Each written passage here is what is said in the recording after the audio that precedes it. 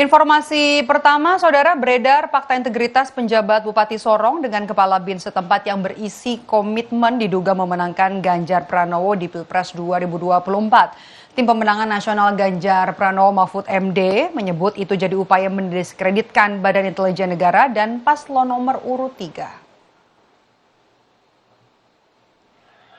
Inilah fakta integritas PJ Bupati Sorong Yan Pitmoso yang beredar di media sosial. Dalam poin keempat tertulis siap memberikan dukungan kepada salah satu pasangan calon presiden dan calon wakil presiden. Belum diketahui pasti soal kebenaran fakta itu, namun jubir TPN Ganjar Mahfud Yusuf Lakaseng meragukan fakta integritas penjabat Bupati Sorong dengan kepala BIN setempat. Menurutnya, kerja BIN bersifat rahasia dan tidak terlibat politik praktis. Itu bagian upaya mendiskreditkan Badan Intelijen Negara dan pasangan calon nomor urut 3. Itu agak janggal karena BIN ini kan kerjanya tertutup. Masa sih dia bikin tanda tangan oleh Kabinda lagi ya.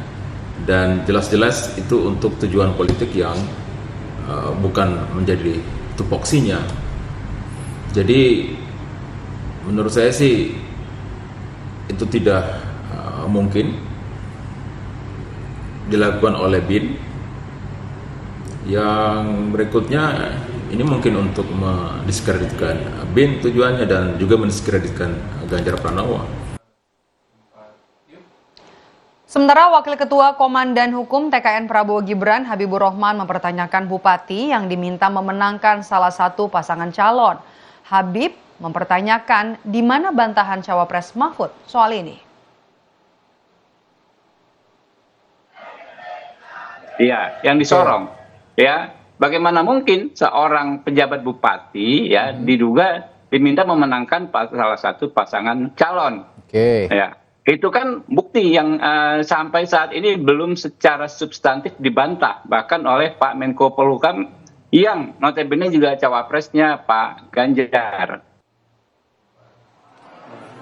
Sementara calon presiden Koalisi Perubahan yakni Anies Baswedan juga turut mengeluarkan kritik keras ihwal beredarnya fakta integritas PJ Bupati Sorong.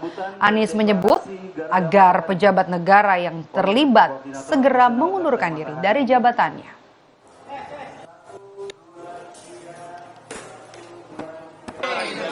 Itulah contoh. Itu yang menurunkan kepercayaan rakyat kepada negara. Ketika aparat negara tidak lagi bersikap netral, yang kemudian jadi korban adalah lembaga negara. Karena itu bagi pribadi-pribadi yang punya aspirasi pribadi, jangan gunakan negara. Bila Anda ingin memiliki aspirasi pribadi, keluar dari negara, mundur dari negara, laksanakan aspirasi pribadi Anda.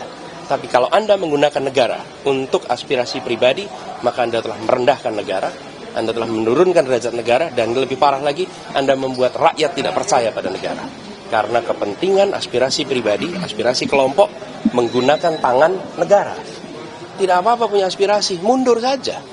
Bila Kabinda memang punya aspirasi, mundur aja dari Kabinda, nggak apa-apa. Tapi kalau dia masih menjadi Kabinda, dia harus netral. Usai